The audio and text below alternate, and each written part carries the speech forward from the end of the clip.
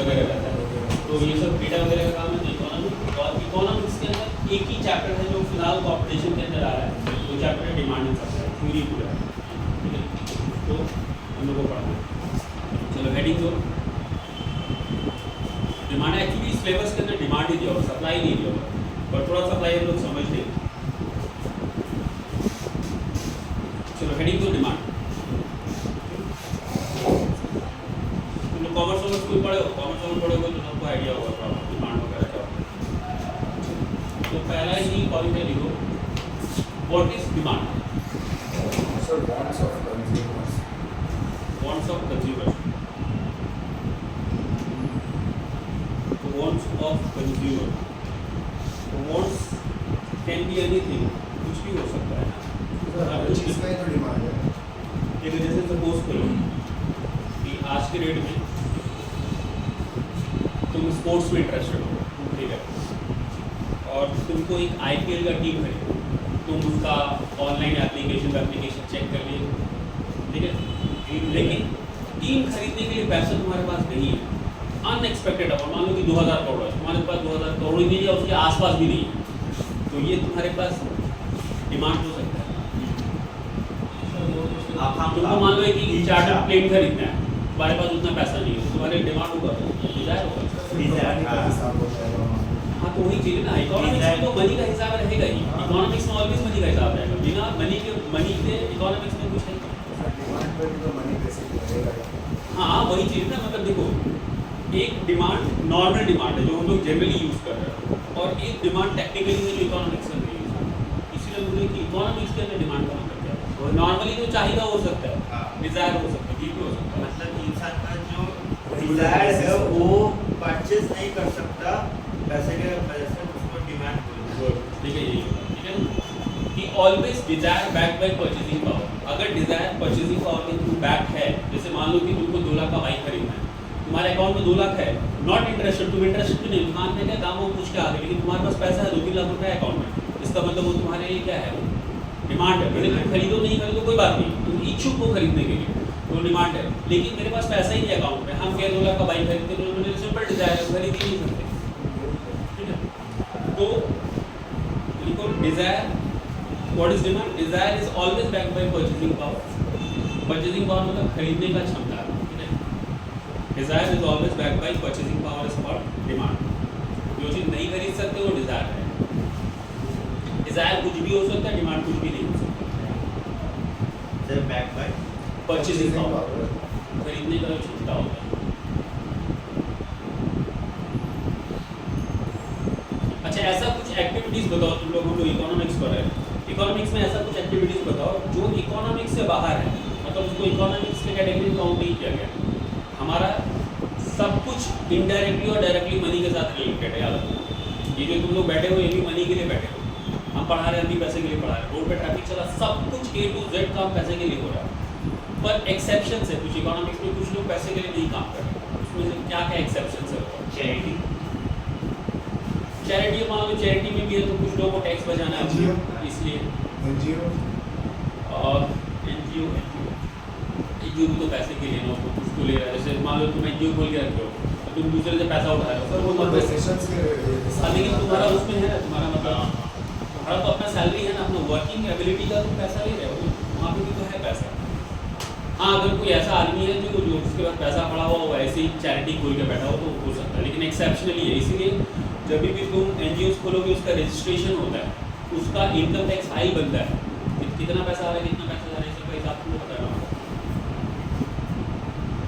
As per the Adam Smith father of economics बोलते हैं ना, तो एडम स्मिथ ने बोला था कि दो लोग ऐसे जो इकोनॉमिक्स से बाहर है, बाकी सब लोग इकोनॉमिकल एक्टिविटीज कर रहे हैं, मतलब जो पैसा उसके लिए इम्पोर्टेंट नहीं है।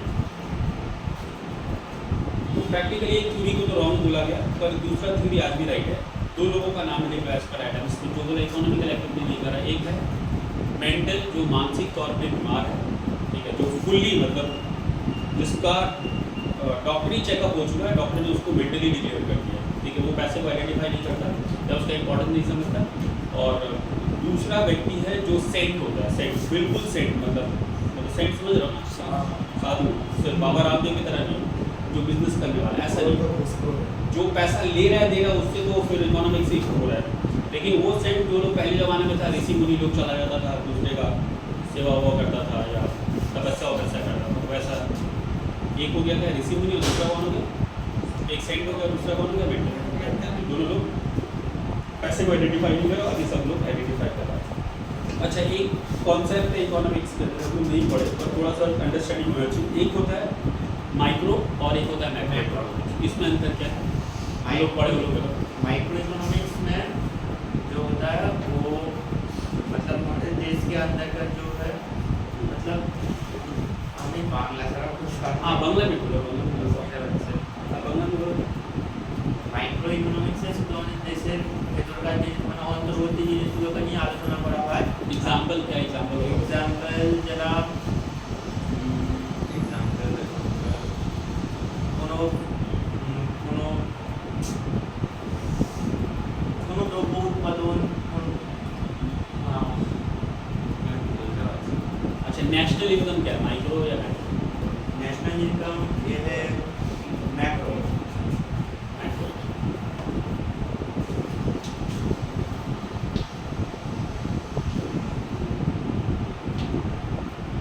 अच्छा बताओ ये क्या है?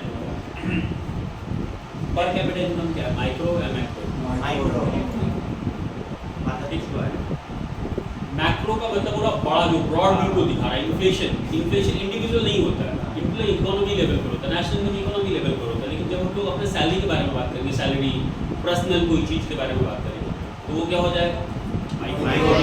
जो ब्रॉड व्यू देता है वो मैक्रो और जो स्मॉल व्यू देता है माइक्रो ये डिफरेंस। ठीक है, इसे तो पढ़ना नहीं है ऐसा सीख। नेक्स्ट क्या कर रहे हैं, लास्ट करेंगे।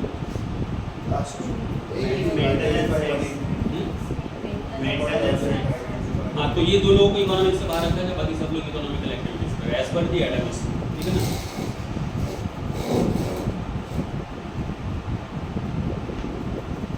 कुछ फैक्टर्स है जो ऑलवेज डिमांड को अफेक्ट करता है, तो उसके वजह से चेंजेस आता है। मेनली फैक्टर्स ही काम करता है, तो कुछ फैक्टर्स का नाम लिखो।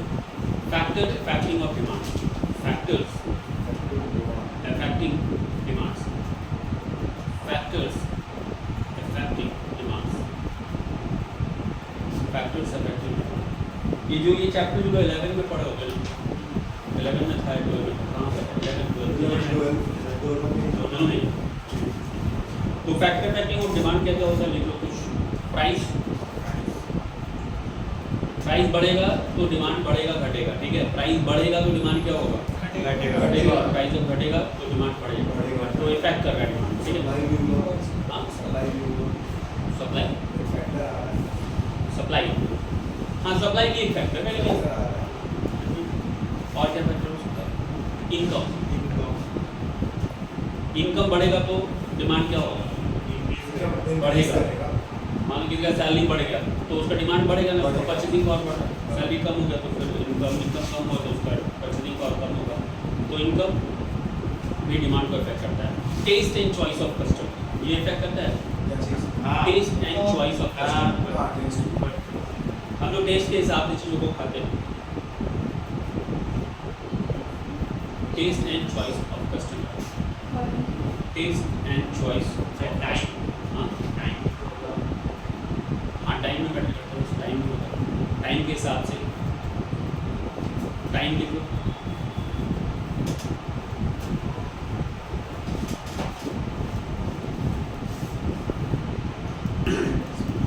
सब्स्टिट्यूट,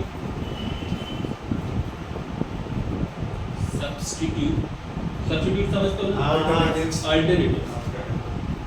ठीक है, अगर मान लो कि दो है, कोको कोला और पेप्सी और कैंपा, कॉफी और टी। हाँ कॉफ़ी और टी।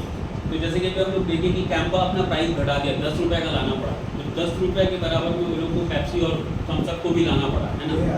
तो इसका मतलब क्या क्लियर है कि एक आदमी अल्टरनेटिव में अगर दाम बढ़ाएगा घटाएगा तो आपको चेंज करना पड़ेगा। टेस्ट बहुत बकवास है। इसका कैंपा का नहीं, हाँ पेप्सी और थम्स अप का बहुत बकवास है। पेप्सी और कोका-कोला बहुत बकवास है। कॉम्प्लीमेंट्री गुड्स भी तो होगा। कॉम्प्लीमेंट्री होगा, जो कॉम्प्लीमेंट करता है। कॉम्प्लीमेंट क्या करता है, शुगर एंटी हो सकता है, हाँ हाँ जो शुगर 80, पेट्रोल और bike, petrol and bike, petrol car, petrol helmet भी तो ले सकते हैं। ब्रेड बटर, हेलमेट भी ले सकते हो जो हेल्प कर रहा है चीज़ों राइडिंग गियर्स, हाँ राइडिंग गियर्स, तो ये सब चीज़ें जो इफेक्ट करेगा। डिफरेंट रूल्स, हाँ डिफरेंट गुड्स भी करें, डिफरेंट गुड्स तो एक्सेप्शनल हो गया ना, एक्सेप्शन में लिखेंगे उसमें डिफरेंट गुड्स को भी करेंगे। चलो नेक्स्ट देखो law of demand, third term is law of demand. Law of demand देखो, लॉ ऑफ डिमांड कुछ नहीं, सिंपल लॉ ऑफ डिमांड हमको से बता रहा है कि जब प्राइस बढ़ता है तो डिमांड क्या होता है, डिमांड घटता है, प्राइस बढ़ता है तो डिमांड घटता है, vice versa, price and demand, price बढ़ेगा तो डिमांड क्या होगा, घटेगा, घटेगा, और प्राइस जब घटेगा तो डिमांड क्या होगा, बढ़ेगा।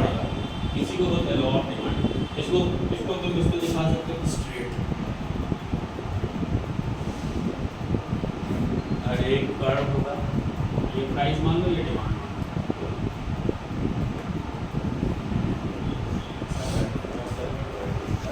तो इसमें देखना हम लोग प्राइस लिख कर रखे 2 3 4 और ये लिखा है क्वांटिटी, जैसे मान लो कोई भी चीज़ का क्वांटिटी हुआ 2 3 4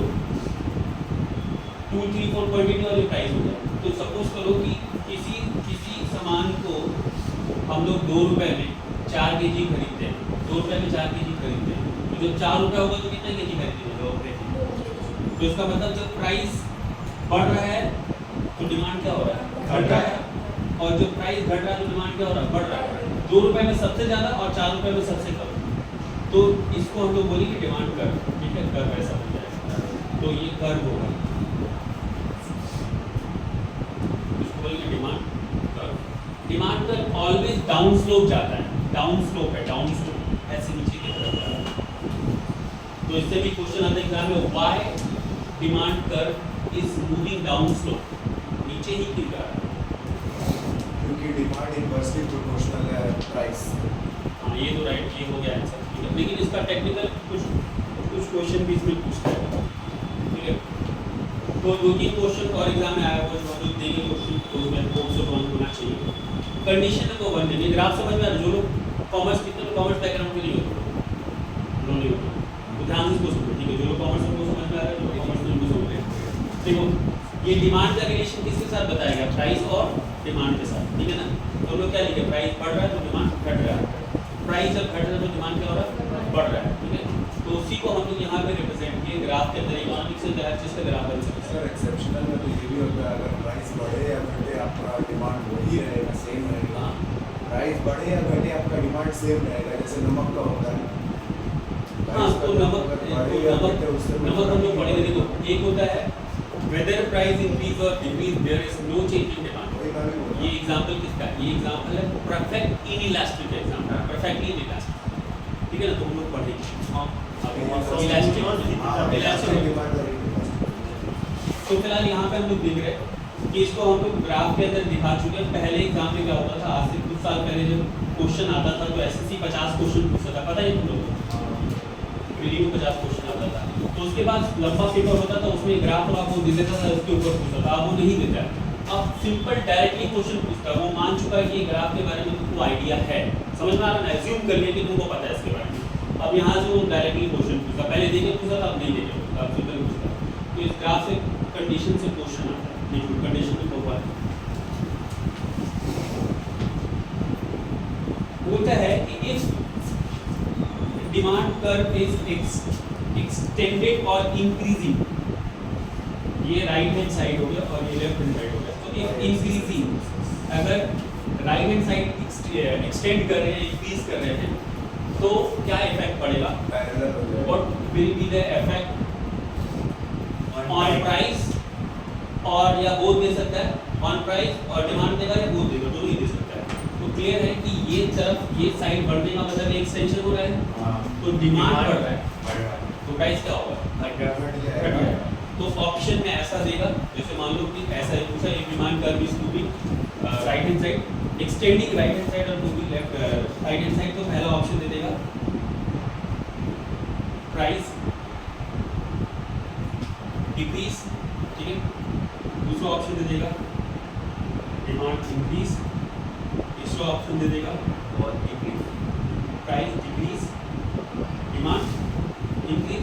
चौथा ऑप्शन और कुछ ऐसे दे देगा, नन ऑफ दीस दे सकता है। तो क्या होगा? ऑल ऑफ द अबव, क्या हो जाएगा? सी होगा। ऑल ऑफ द सी हो जाएगा ना, क्योंकि दोनों का इफेक्ट है। यहाँ पे तो एक ही इफेक्ट हम बता रहे हैं, यहाँ पे दो इफेक्ट बता रहे हैं, तो ऐसा रहेगा।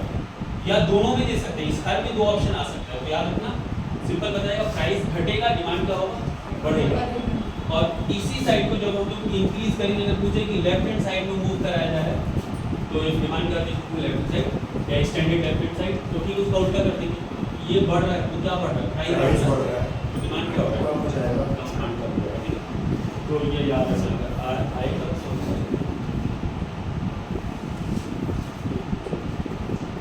और एक क्वेश्चन है इसमें से, और एक इसमें से आ सकता है। डिमांड कर्व और law of demand is based on demand curve और law of demand, demand curve और लॉ ऑफ प्रैक्टिकल पर बेस्ड है। हाँ प्रैक्टिकल चीज पर हाँ प्रैक्टिकल चीज पर या कोई लॉ पे बेस्ड है कोई law। चलो इसका इसके पीछे भी एक लॉ है, जैसे हम लोग बताया प्राइस बढ़ रहा है डिमांड घट रहा है, प्राइस घट रहा है तो डिमांड बढ़ रहा है, तो इसके पीछे भी लॉ है, उस लॉ का नाम लिख लो। मतलब सिंपल है, डिमांड कर्व किसके ऊपर बेस्ड है या लॉ ऑफ डिमांड किसके ऊपर बेस्ड है? तो लॉ ऑफ डिमांड इटसेल्फ एक डिमांड एक लॉ के ऊपर बेस्ड है, उसका नाम देखो, उसका नाम है law of decreasing marginal utility. ये वर्ड सुनिए कोई? हाँ पढ़ लो। तुम लोग ध्यान से देखिए, जो लोग कॉमर्स नहीं पढ़े, ठीक है ना, ये प्योरली इकोनॉमिक्स चल रहा है, समझ में आ रहा है ना? नेशनल इनकम मैक्सिमम ये प्योरली इकोनॉमी है, ये इकोनॉमिक्स चल रहा है। अगर नॉलेज नहीं है तो फिर पूछना, नहीं तो बाउंसर जाएगा सीधा, कोई सवाल ही नहीं।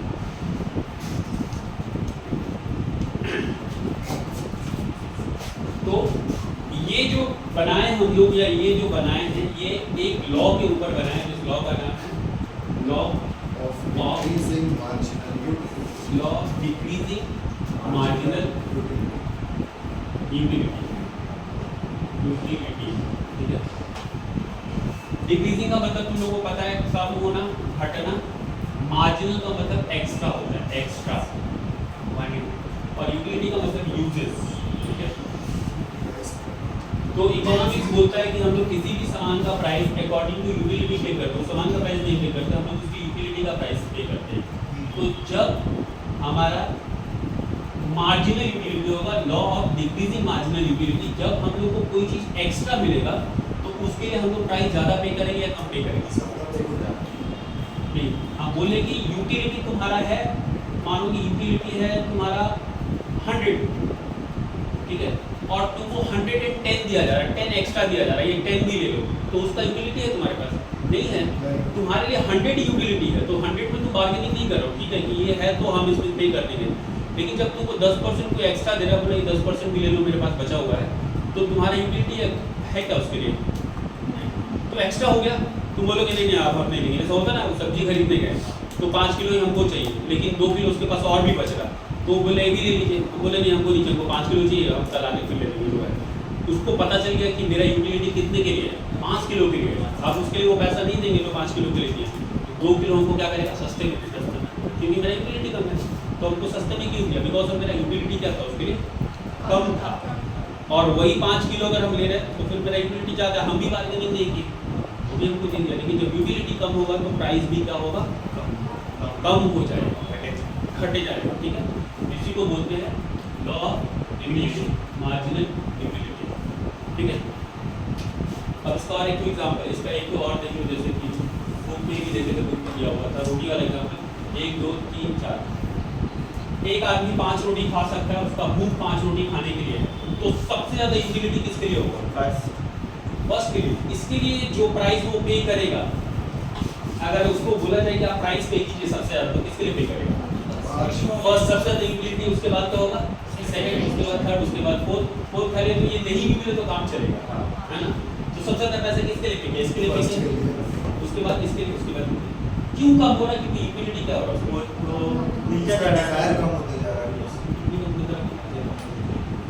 तो इसी के ऊपर हमारा बेस है law of decreasing marginal. Marginal समझना एक्स्ट्रा, एक्स्ट्रा चीज, व्हाट इज इट एक्स्ट्रा? कोई भी चीज एक्स्ट्रा जो हो रहा है उसके लिए बात होगा। जैसे होता है ना, किसी का बर्थडे वर्डे होगा तो केक बनवाने जाओगे ना, तो उसके पास अगर रॉ मटेरियल ज़्यादा बचा हुआ होता है ना, उसके रखा हुआ है, तो तुम 1 पाउंड बनाने के लिए तो पूरा 1.5 पाउंड बनवा लीजिए ना। तो तुम जो 1 पाउंड का पैसा दे रहे थे बोले हमको तो 1 ही पाउंड चाहिए, बोले कोई बात नहीं थोड़ा सा बढ़ा के दे दीजिए, हम आपको 1.5 पाउंड बना देंगे, क्योंकि उसके बाद रॉ मटेरियल बचा होगा। क्यों दे रहा है, समझ में आ रहा ना कि उसका समझ में आ गया कि यूटिलिटी तुम्हारा होगा। चलो तो ये लिख लेना कि लॉ ऑफ डिमांड और demand curve is based on किसके ऊपर बेस्ड है, law of diminishing marginal utility.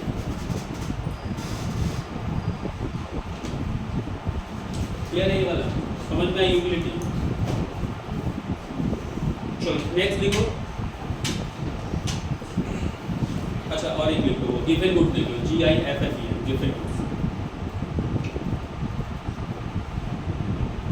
एक ऐसा एग्जांपल, ये एक ऐसा चीज जो इस पे काम नहीं करता हो, सारा दुनिया इस पे काम नहीं करता है, मतलब प्राइस बढ़ेगा तो डिमांड घटेगा, प्राइस घटेगा तो डिमांड घटेगा। आलू आलू सर सिगरेट भी तो वैसे ही एग्जांपल है। सीक्रेट कैसा मतलब कैसे कम बताओ कैसे सर उसका प्राइस चेक प्राइस बढ़ेगा सर, ये कीमत घटता है। प्राइस बढ़ेगा, हाँ तो ये तो उसमें हम लोग काउंट कर सकते हैं, काइंड ऑफ सॉल्ट वाला एग्जांपल है। सर उनको नहीं होगी। हाँ नशा है ना, नशा पिएगा, लेकिन अगर मान लो कि हाँ ये बात है, अगर जिसके लिए एडिक्शन है वो तो पिए। वही मैं बोल रहा हूँ।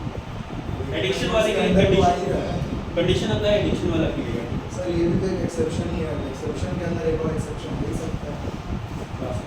ठीक है चलो सही बात। लेकिन अब याद रखना तुम सिंपल है कि ये एग्जाम्पल कब काम करेगा, देखो इसका एग्जाम्पल इसका कैसे काम करेगा। गिवन गुड्स का मतलब होता है, गिवन का मतलब होता है एक low quality goods, comparatively low quality, ठीक है। तो गिवन गुड्स का मतलब कंपैरेटिवली लो क्वालिटी हो गया। और गिवन गुड्स में लॉ ऑफ डिमांड कैसे काम करेगा, तो वहाँ पे अगर हम लोग करेंगे कंपैरिजन में करेंगे तो प्राइस बढ़ेगा डिमांड बढ़ेगा, प्राइस घटेगा डिमांड घट जाएगा। उसका कर्व कुछ ऐसे बन जाएगा, सप्लाई करते जाओ।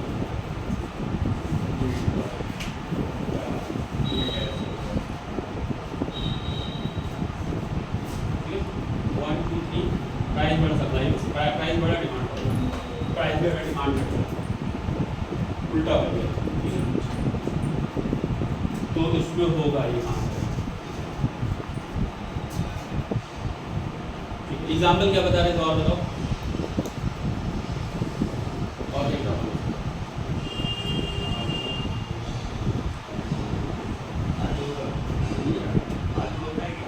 आलू तो हो गई, आलू के कंपैरिजन में कोई भी स्टेपल फूड समझ रहे आ रहा है ना, टोमेटो, हाँ टोमेटो भी हो जाएगा। तू नहीं खा रहा इसका क्या मतलब, पूरा दुनिया नहीं खा रहा है। जैसे सपोज करो कि एक राइस है, ये प्राइस है 40 रुपीज़ केजी, और एक सुपीरियर क्वालिटी का राइस है 200 रुपीज़ केजी, ठीक है। तो एक चीज़ याद रखना, इकोनॉमिक्स के अंदर जब भी हम लोग एक के साथ कंपेयर करते हैं ना, तो अदर फैक्टर सेम मान लेते हैं, उसके अंदर कोई परिवर्तन या कोई चेंजेस नहीं हो रहा है। तो एक आदमी मान लो डेली ये राइस खा रहा है और वीक में एक दिन ये राइस खा रहा है, एक दिन ये राइस खा रहा है, बाकी दिन ये 50 रुपये वाला चावल खा रहा है। अब बताओ कि अगर इसका प्राइस बढ़ जाए,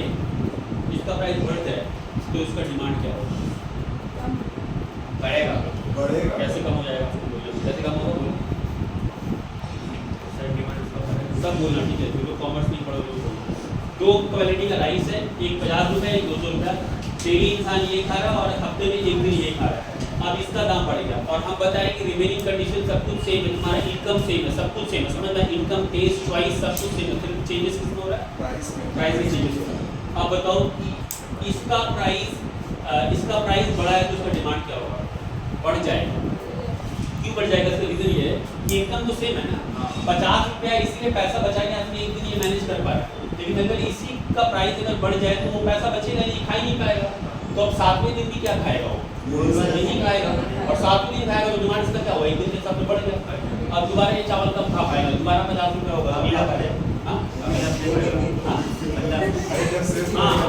जब कम होगा तो फिर खाएगा। तो ऐसा हर चीज में होगा, सुपीरियर क्वालिटी और थोड़ा इंफीरियर क्वालिटी के बीच में ये काम करेगा। समझ में आ रहा है डिफरेंट गुड? चलो नेक्स्ट लिखो। इलास्टिसिटी इलास्टिसिटी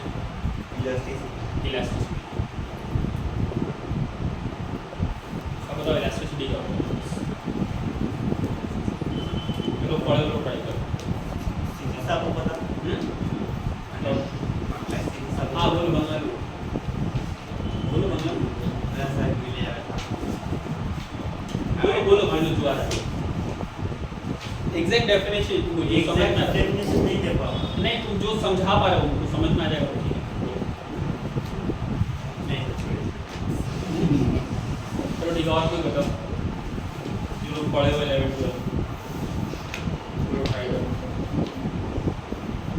तुम लोग क्या पढ़ो? साइंस बोलो बोलो नहीं पढ़ी हो? याद नहीं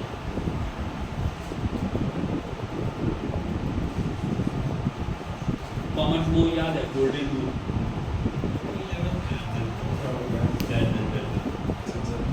तो फिर जनरल एंट्री कैसे बना? हाँ तो कॉमर्स में अकाउंट्स बना कैसे बनाते थे? डेबिट क्रेडिट कैसे करते? जो आएगा वो डेबिट हो जाएगा क्रेडिट तो इसको गलत हो जाएगा टेक्निकली गलत हो जाएगा। गोल्डन रूल के हिसाब से होना चाहिए। अकाउंट्स कितने टाइप का होता है? तुम तो कॉमर्स पढ़े होगा। अकाउंट्स कितने टाइप्स का? 3 कौन कौन? Nominal account real person. Nominal account किसको बोलते हैं? नॉमिनल अकाउंट उस अकाउंट को बोलते हैं मतलब अरे मालूम है बोलो बोलो ऐसा था अच्छा debit the receiver credit the giver ये तो रियल अकाउंट होगा। नॉमिनल अकाउंट होगा ऑल इनकम एंड एक्सपेंसेस ये हो गया डेबिट और gains and profit profit credit ठीक है। अभी ऑडिट का काम चल रहा है। अभी ऑडिट के लिए ऑडिट में से क्या करो? सीए इंटर करो पास हो गए। नहीं जनवरी क्या फाउंडेशन वाला ना इंटर इंटर टॉपिक का अगर आर्टिकल से तो उसमें पैसा मिलता है? नहीं देता जाता कहाँ है? कुछ तो देता होगा। नहीं स्टाइपेंड बहुत कम देता है 1800 देता है तो क्या काम करना था? जाके वो सब अकाउंट कंपनी का पेपर जो है सब वो सब देता है चेक करना पड़ता है और मेरा मतलब मेरा मामा भी है वहाँ पर वो ही मुझे सब हेल्प करके देता है मतलब मैं पूरी प्रैक्टिकल में फील्ड में नहीं मेरा मामा का अंडर में मतलब मेरा मामा सुनता है मैं उसके बाजू में करता है। लेकिन एक चीज़ याद रखना जो लोग भी अकाउंट्स पढ़े हो ना जो लोग भी पढ़ रहे हो याद रखना कि सबसे आज की डेट में अगर तुम सिर्फ ग्रेजुएशन पास होना तो सबसे बड़ा स्किल्ड है। अगर तुमको अकाउंटिंग का काम आता है ना तो तुम अनएम्प्लॉयड नहीं रहोगे। समझ में आ रहा है? अगर तुम टेक्निकली आता है तो अगर तुम थोड़ा सा एक्सपीरियंस ले लोगे 3-4 साल तो कोलकाता में भी तुमको आराम से मान के रखना कि 25 से 30 हज़ार का जॉब तुमको मिल जाएगा। सबसे बड़ा टेक्निकलिटी है। बाकी तुम बीटेक कर लो एमटेक कर लो तुमको 30 हज़ार का जॉब नहीं मिलेगा कोलकाता में। तुमको जाना पड़ेगा हैदराबाद लेकिन अकाउंट्स में कोलकाता में जॉब मिल जाएगा। तो जो लोग भी थोड़ा बहुत सीख रहे हो ना थोड़ा स्किल्ड कर लो। अच्छा स्कोप है कोलकाता में। बाहर से लोग आके यहाँ पे जॉब कर रहे हैं अकाउंट्स में बहुत डिमांड है यहाँ पे अकाउंटेंट का। ठीक है और बाकी लोग जो हैं तो लेकिन accounts- तो बेसिकली ट्रांसफर पावर कैसे करता है जब प्राइस इंक्रीज होता है। हाँ चलो लिख लो डेफिनेशन बता दे फिर उसके बाद देखो परसेंटेज चेंज इन तो डेफिनेशन लिख लो उसके बाद बता दो। तो जो लोग भी कॉमर्स पढ़े हो ना तुम लोग कॉमर्स पढ़े हो तो कॉमर्स पढ़े होगे तो क्या नाम होता है क्या होता है क्या सिखाते हो? टेलीवेली का होता है। टेलीवेली सीख लो टेलीवेली सीख लो तो अच्छे से सीख लो ताकि तो सीख लोगे तो फिर यहाँ पे सही है नहीं तो फिर थोड़ा इशू हो जाएगा। क्यों percentage change in quantity of demand percentage change in quantity of demand due to change in factors affecting of demand, bracket में लिख लो price, percentage change in quantity of demand due to change in factor affecting of demand, due to change in factor affecting of demand. देखो simple है, यहाँ पे हम लोग पढ़े हैं कि जब प्राइस बढ़ेगा तो डिमांड क्या होगा, प्राइस बढ़ेगा तो डिमांड घट जाएगा, और प्राइस जब घटेगा तो डिमांड क्या होगा, बढ़ जाएगा। ठीक है, अब सिंपल इलास्टिसिटी हम लोग को यही बता रहा है कि जब प्राइस बढ़ा, कंपनी ने किसी प्रोडक्ट का प्राइस बढ़ा दिया 5%, तो क्लियर है कि डिमांड घटेगा, डिमांड नहीं बढ़ेगा, डिमांड घटेगा, लेकिन कितना परसेंट घटेगा, समझ आ रहा है ना। अगर एक सामान का दाम 100 रुपया था, 105 हो गया, तो उसका डिमांड फॉल होना चाहिए, कितना परसेंट फॉल होगा, यही होता है इलास्टिसिटी। समझ आ रहा है कि जब प्राइस बढ़ा है तो डिमांड घटा है, कितना परसेंट घटा है, प्राइस के comparison between price and demand, और तो यही कंपैरिजन है और कंपैरिजन नहीं है। तो ये कंपेयर कर रहा है कि जब प्राइस बढ़ा है तो डिमांड कितना परसेंट घटा है, इसी को मेजर कर। चलो नेक्स्ट, जैसे एग्जांपल है कि मानो कि कोई एक कंपनी है, कोई प्रोडक्ट बना रहा है, तो इसका प्रैक्टिकल यूज भी है, कोई एक प्रोडक्ट बना रहा है, तो प्रोडक्ट अगर वो प्राइस बढ़ाता है तो ये सोच के बढ़ाएगा ना, मेरा डिमांड कितना कम होगा, ठीक है, तो वो उसके हिसाब से काउंट हो जाता है। चलो नेक्स्ट देखिए, पहला क्या होता है, इलास्टिसिटी। ठीक है, इलास्टिसिटी का मतलब समझ में आ गया ना, कंपैरिजन है प्राइस और डिमांड के बीच में, कंपैरिजन, अभी हम लोग डेटा नहीं लिख रहे, कंपैरिजन सिर्फ प्राइस बढ़ा या घटा, डिमांड कितना बढ़ा या घटा, ठीक है, यही हम लोग को मेजर करना है। इसीलिए लिखा हो percentage change in quantity of demand due to change in factors affecting of demand. तो परसेंटेज डिमांड में क्या चेंज हो रहा है, तो फैक्टर्स के अंदर कोई चेंजेस आ रहा है। चलो इसका दो पार्ट है, elastic and inelastic, elastic and inelastic, elastic and inelastic.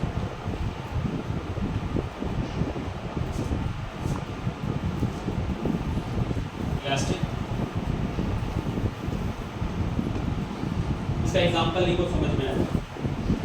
Elastic example है luxury goods, elastic is luxury goods,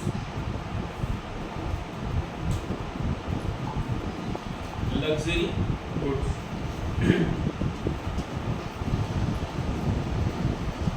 luxury goods याद रखना वेरी करेगा, तो ये सिर्फ काम करेगा लग्जरी गुड्स में, नेसेसरी गुड्स में काम नहीं करेगा। जैसे सोचो लग्जरी गुड्स क्या क्या हो सकता है किसी के लिए, एक होता है नेसेसरी और एक होता है लग्जरी। तो नेसेसरी अलग हो गया, लग्जरी, तो लग्जरी क्या क्या हो सकता है, हर इंसान के लिए लग्जरी सेम रहेगा या अलग रहेगा, अलग, तो हर इंसान के लिए अलग काम करेगा, एक इंसान के लिए, हर इंसान के लिए अलग। तो जो तुम्हारे लिए लग्जरी है उसमें काम करेगा, लग्जरी नहीं है तो फिर काम नहीं करेगा। जैसे सोचो क्या लग्जरी है, गोल्ड लग्जरी है, कितना, लेकिन कितना आदमी उसको इन्वेस्टमेंट पर्पस में भी लेता है, उसके लिए लग्जरी लो, इन्वेस्टमेंट गोल्ड खरीद रहा है, गोल्ड का वैल्यू ले कार, जिसके पास ऑलरेडी कार है उसके लिए तो नेसेसरी हो गया। चलो ये एग्जांपल है जिसके लिए लग्जरी है, समझ में आ रहा है।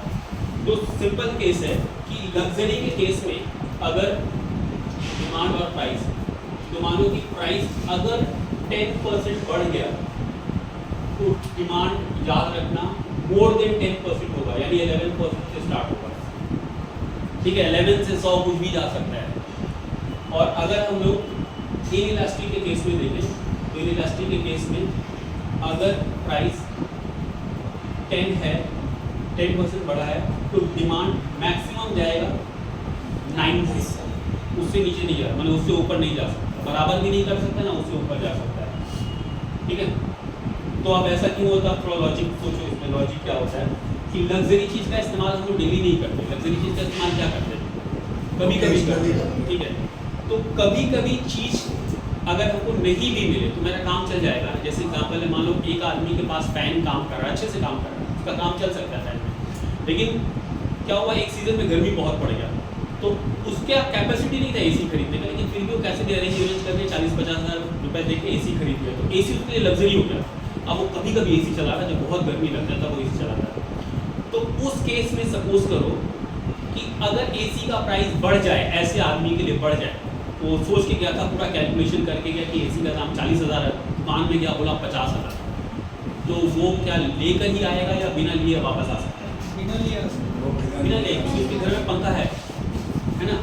और मान लो जिसके लिए एसी नेसेसरी, ऑलरेडी घर में 4 एसी पड़ा हुआ है, एक रूम में और एसी लगवाना है, वो गया, वो भी यही सोच के 40,000 में गया, तो बोला 50,000, कोई बात नहीं।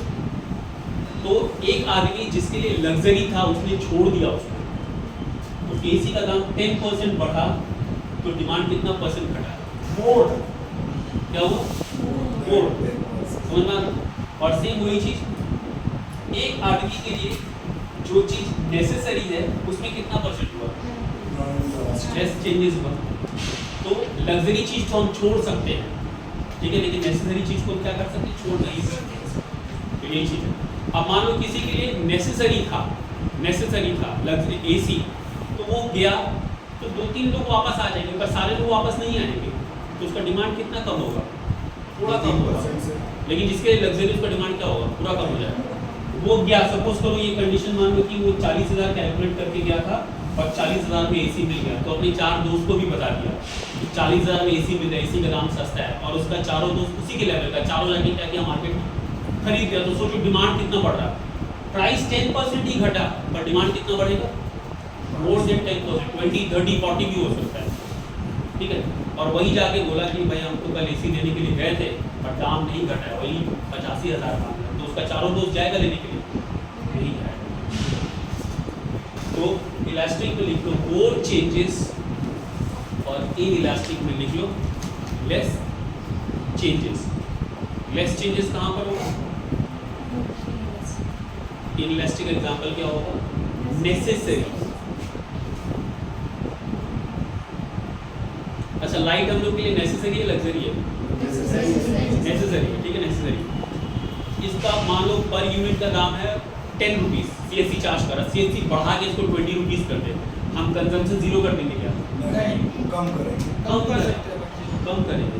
लेकिन वही मान लो इंडिया में एक गांव है जहाँ पे लाइट नहीं था, आज़ादी के बाद से लाइट नहीं था, अभी लाइट आया, वो लोग कैसे काम चला रहा था? दिया हुआ से काम चला रहा था।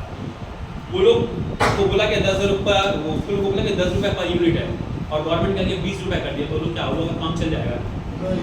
हाँ, क्योंकि अभी वो लोग को मिला है। हाँ, वही लगाएगा ही। मान लो कि अगर लगा भी दिया और गवर्नमेंट उसका प्राइस बढ़ा दे, तो लोग बोले हटा दो, हम नहीं लगाएंगे, क्योंकि वो लोग के लिए क्या है? लाइट लग्जरी है, और हम लोग के लिए लाइट क्या नेसेसरी। क्लियर है ना? तो नेसेसरी में चेंजेस क्या होगा? बड़ा चेंजेस होगा या कम चेंजेस होगा? नेसेसरी में कम चेंजेस होगा, और लग्जरी में क्या चेंजेस होगा? बड़ा चेंजेस। तो उसका बना लो, ग्राफ बना लो, इससे एग्जाम में क्वेश्चन उसका हुआ है, जस्ट बता देना, ये सब बना। इसको खाली बड़ा और छोटा करना, कुछ नहीं करना, ये खाली ये याद रखना। आप मुझे बताओ ये किसका बनाया है? ये प्राइस है, ये डिमांड है, ये किसका है? इलास्टिक है, इलास्टिक। इलास्टिक का कर्व है या इनइलास्टिक का कर्व? ये छोटा किया है ना, ये छोटा किया, और ये क्या किए? बड़ा किए, इलास्टिक है, क्योंकि चेंजेस यहाँ पे कम है, छोटा है। मान लो यहाँ से चला गया 1 से 5 में चला गया, और यहाँ आगे कितने का है? 1 से 10 का है, तो चेंजेस कितना हो जाता होगा? तो मोर चेंजेस। और ये किसका हो जाएगा? ये किसका हो जाएगा? ये छोटा हो गया, ये किसका हो जाएगा? इलास्टिक। और इलास्टिक प्राइस मोर और लेस चेंजेस करना, मोर एंड लेस।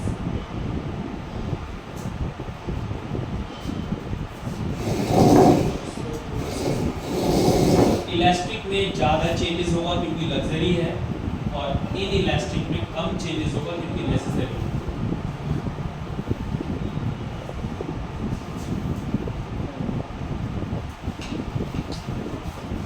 और सेम ये भी उल्टा एग्जाम्पल भी मान सकते हो। अगर मान लो कि लाइट का प्राइस 10 रुपये से 5 रुपये कर दिया जाए, तो क्या हम लोग क्या करेंगे?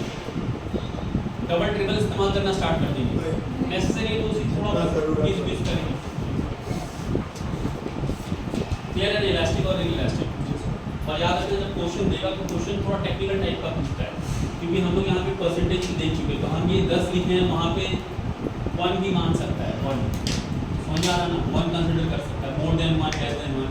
तो अब जो टेक्निकल डेफिनेशन है वो लिखो, समझाने के लिए इसका टेक्निकल डेफिनेशन, ताकि कंफ्यूजन नहीं, क्योंकि क्वेश्चन आएगा तो 1 भी आएगा। मोर देन 1% चेंज इन, तुम लोग बताना ये डेफिनेशन किसका लिख रहे हो। More than 1% change in quantity of demand, more than 1% change in quantity of demand due to 1% change in factor affecting of demand। ठीक है, वही इलास्टिक का डेफिनेशन खाली परसेंटेज ऐड कर, more than 1% change in quantity of demand due to 1% change in factors affecting of demand। एक इसका example है, वही जिसका डेफिनेशन इलास्टिक का भी, इलास्टिक का खुद से लिख के बताओ, वहाँ मोर है उसको लेस कर देंगे, less than 1%।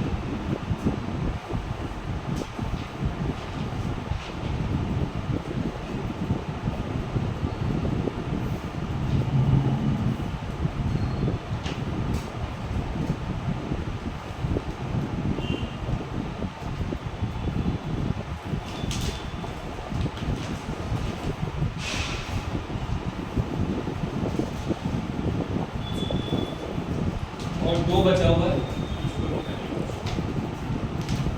Perfectly elastic. Next, perfectly elastic, elastic लिखे थे, इलास्टिक इलास्टिक लिखे थे, परफेक्टली इलास्टिक और परफेक्टली इलास्टिक। पहले परफेक्टली इलास्टिक लिखो, फिर परफेक्टली इलास्टिक लिखो।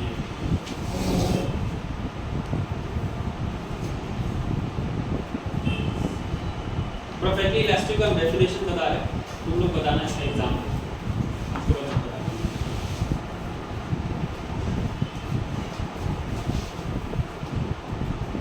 इसका एग्जाम्पल मैंने इसका डेफिनेशन ये बोल रहा है कि जब प्राइस चेंज होगा, हम लोग ऑलरेडी बढ़ चुके हैं कि जब प्राइस बढ़ेगा तो डिमांड क्या होगा, घट जाएगा। अब देखो बता रहा है कि प्राइस अगर कुछ भी बढ़ा, एनीथिंग बढ़ा, एक भी बढ़ गया, 1% भी प्राइस बढ़ गया, डिमांड हो जाएगा 0। और दूसरे कंडीशन में हो रहा है कि अगर प्राइस 1% भी घट गया तो डिमांड कितना हो जाएगा, इनफाइनाइट। कितना बढ़ेगा किसी को पता नहीं, 1% कम हो तो डिमांड इनफाइनाइट बढ़ेगा, और प्राइस 1% बढ़ गया तो डिमांड फिर 0 हो जाएगा।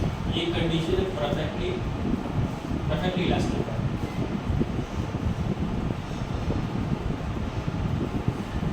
Price increase, demand will 0. When price decrease, demand will infinite. It is infinite. अब इसका एग्जांपल किसी को पता तो जो लोग पढ़े हुए बताओ कहाँ पे ऐसा हो सकता है।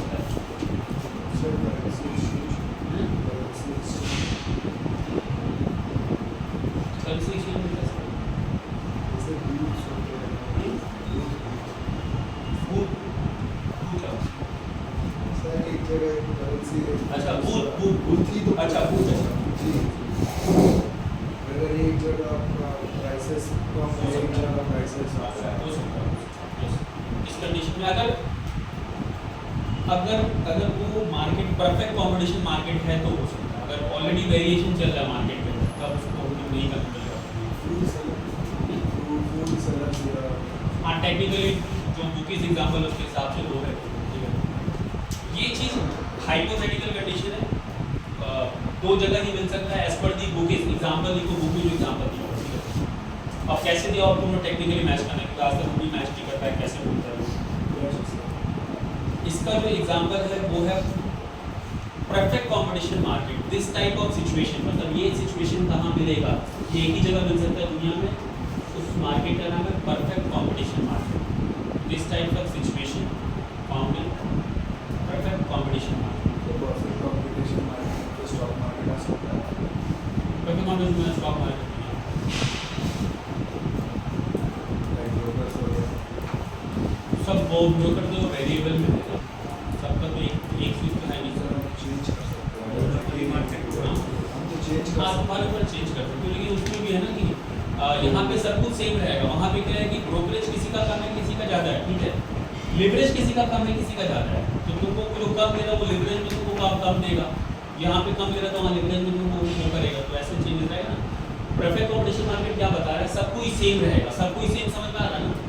किसी भी दुकानदार से सामान लोगे एक ही सामान मिलेगा, एक ही पैकेजिंग मिलेगा, एक ही आदमी बेचने वाला, एक ही प्राइस पे बेचने वाला, इवन सबका मेंटेलिटी एक ही तरह है, एक ही पर्सनैलिटी, समझ में आ रहा है ना। इवन पर्सनैलिटी के अंदर भी कोई चेंजेस नहीं है, सब कुछ सेम। तो किसी भी दुकान, जैसे कि हम लोग कभी कभी ये भी होता है किसी के बिहेवियर के चक्कर में उस दुकान में चले जाते हैं, है ना। हमको पता प्राइस सब जगह सेम है पर उसका व्यवहार अच्छा है, इकोनॉमिक्स बोला व्यवहार भी सेम है, प्रेफरेंस कॉम्पिटिशन मार्केट बोला कि आपका बिहेवियर भी सेम है, तो ऐसा कहीं हो सकता है। इवन बिहेवियर छोड़, एक एक्सप्लेनेशन में ये भी देखे हैं कि बताया है कि मान के रखिए कि वो 10 दुकान है तो 10 दुकान में डुप्लीकेट आदमी को बैठा के रखा है, समझ में आ रहा ना। कपड़े में भी कोई चेंजेस नहीं है, सेम आदमी कॉपी पेस्ट कर दिया, ऐसा अगर पॉसिबल तो है। अब इस कंडीशन में कोई आदमी अपना सामान का दाम 1% बढ़ा दे, उसका डिमांड कितना हो जाए। और एक चीज, कस्टमर को सब कुछ पता है, समझ में आ रहा ना। अगर मार्केट में 500 दुकान है ना, तो 500 दुकान में मार्केट में उस कस्टमर को पता है कि 500 दुकान में रेट क्या होना चाहिए, ठीक है। तो ऐसे सिचुएशन में प्राइस बढ़ेगा तो क्या होगा, डिमांड, और मान लो कोई प्राइस बढ़ा दे तो सारा आदमी कहाँ पहुँच जाएगा, उसी के पास पहुँच जाएगा, डिमांड क्या होगा, इनफाइनाइट होगा। तो सिर्फ एक ही जगह पे और हाँ, और वहाँ पे सब सेम रहता है क्या, सब दुकान हाँ। बुक में भी यही दिया, बुक में बोला गया कि एग्रीकल्चर से रिलेटेड प्रोडक्ट जो है वो सेम रहता है, पर हमको समझ लो कोई डिफरेंस थोड़ा तो है। फ्रूट्स भी आ जाएगा, ये कर्व है, कर्व बना लो, मतलब इसका ग्राफ है, कर्व नहीं ग्राफ, प्राइस एंड डिमांड।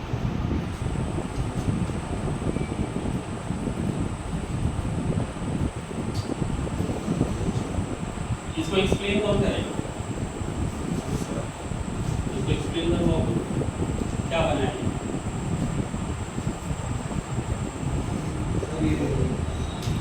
ये देखो प्राइस है,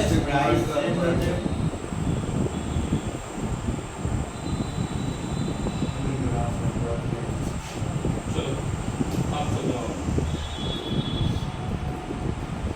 ये मान लो 0 है,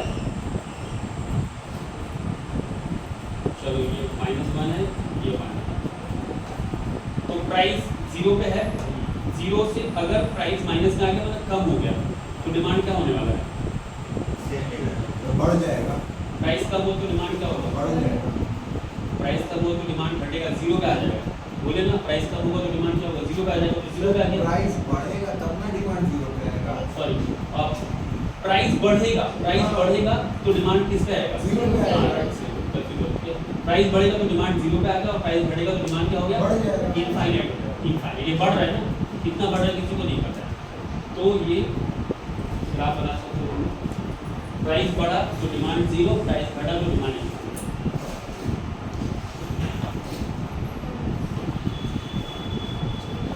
ये नहीं भी देखोगे तो हो जाएगा, वो वेली कर पूछेगा तो डिमांड वाले। नेक्स्ट लास्ट वाला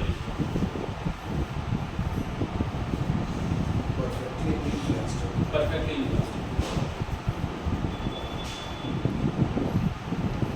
पहले डेफिनेशन देख लो, उसके बाद हम लोग वर्ब बनाना और एग्जांपल बताना। There will be no change in demand. There will be no change in demand. There will be no change in demand.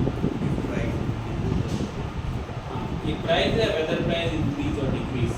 There will be no change in demand. Demand में कोई changes नहीं है, चाहे price 500 बढ़ जाए, चाहे 0 हो जाए, चाहे कुछ भी हो जाए। There will be no change in demand whether price increase or decrease.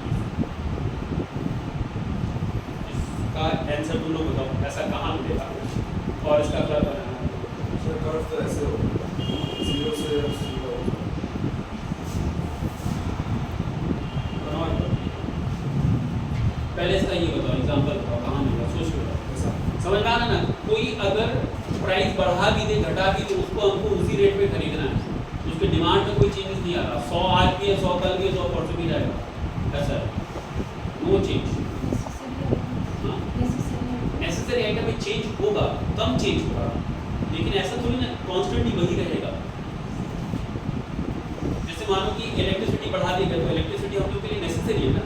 अगर डबल बढ़ा दिया गया तो मान लो कि हम उसका इस्तेमाल कर रहे हैं, हीटर जला रहे हैं घर में, हीटर में तो बहुत कंजम्पशन होता है ना, तो हम कम कर देंगे ना, कम थोड़ा कर देंगे कि इलेक्ट्रिसिटी बिल बढ़े, लेकिन यहाँ पे कम ही नहीं करेंगे, जो चल रहा है वैसे चलेगा। 500 बढ़ दो, हाँ इसमें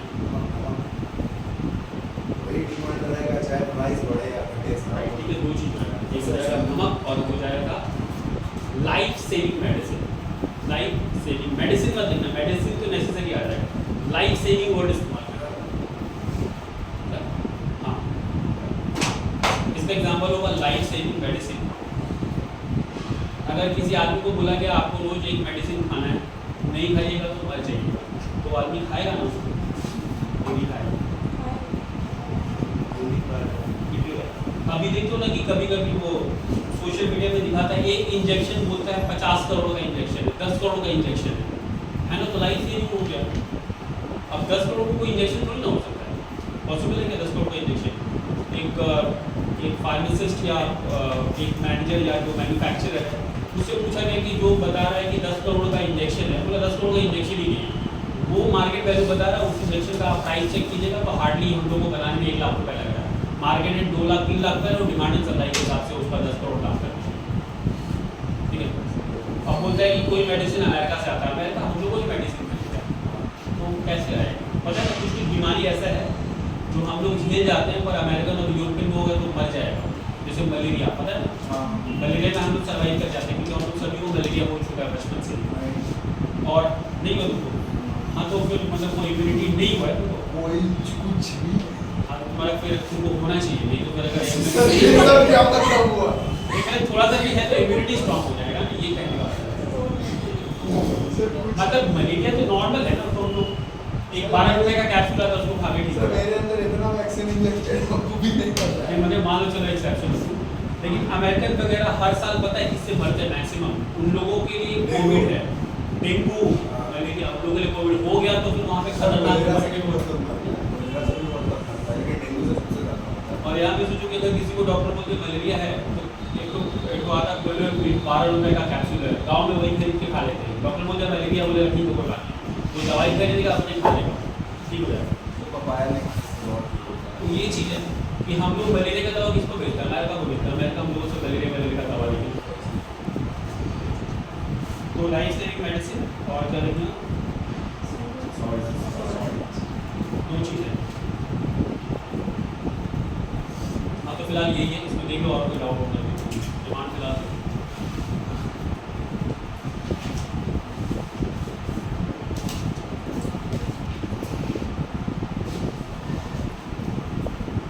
कोविड में देखे थे कितना डेथ हुआ था इंडिया में, पर एक्चुअल रिपोर्ट बताता है कि कोविड में डेथ जो हुआ था वो मेनली कोविड के चक्कर में डेथ नहीं हुआ, अदर रीजन के लिए डेथ होता है।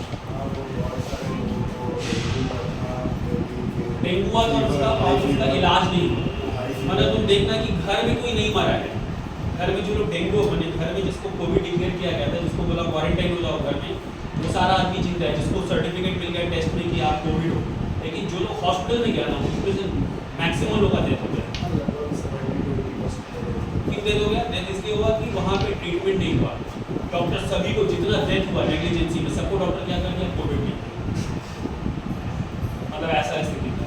तो मैं यहाँ पे डेथ होना कोविड में बहुत मुश्किल है क्योंकि कोविड हम लोग झेल चुके हैं, कोविड पहली बार नहीं है, 2011 में 2001-2 में भी आ चुका है सार्स, तो इंडिया में है, इम्यूनिटी है, तो फिर डेथ होने का रीजन वहाँ पर कुछ मे भी पेशेंट कुछ ऐसे ही मर गया हो, मेनली हार्ट अटैक से था, मेनली जो डेथ था वो हार्ट अटैक से, लेकिन सबको डॉक्टर क्या लिखा, कोविड लिखा, इसलिए नंबर पड़ता था।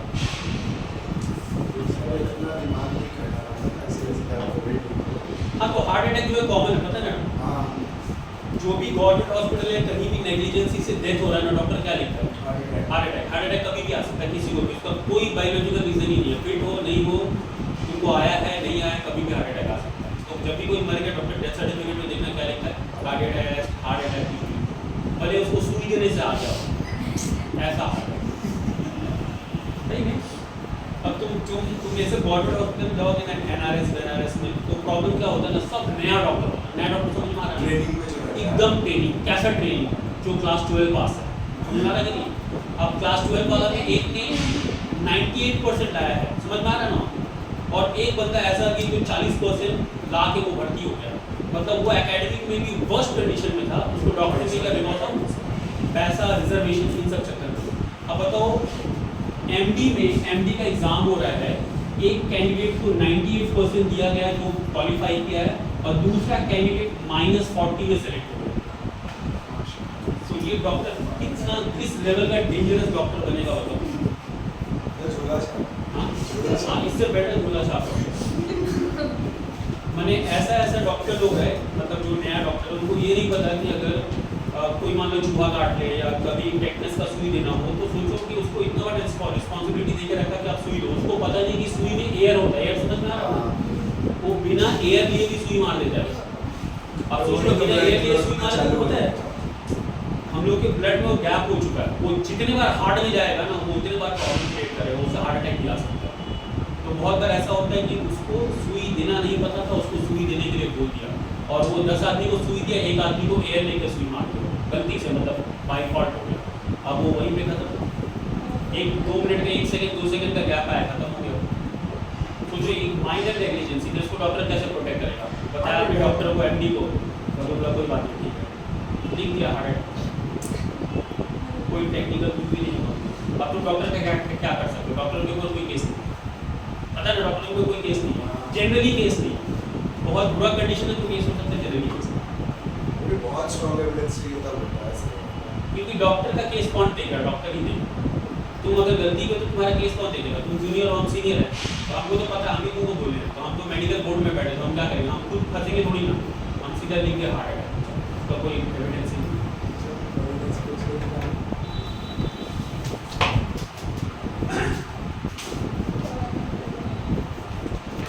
देखो इसमें कोई डाउट है?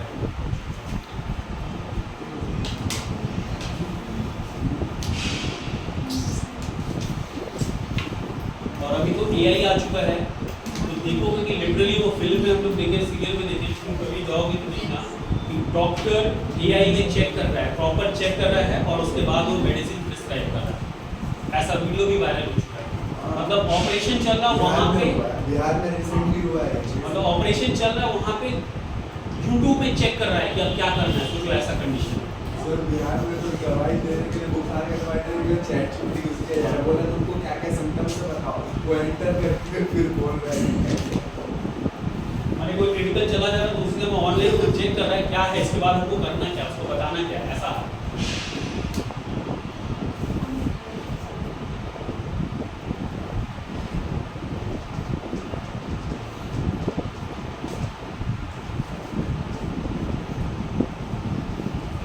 देखो इसमें कोई डाउट है कि नहीं? क्वेश्चन सॉल्व करो, क्वेश्चन नहीं सॉल्व करोगे तो कोई डाउट है। अरे क्वेश्चन करोगे तो फिर क्लियर है।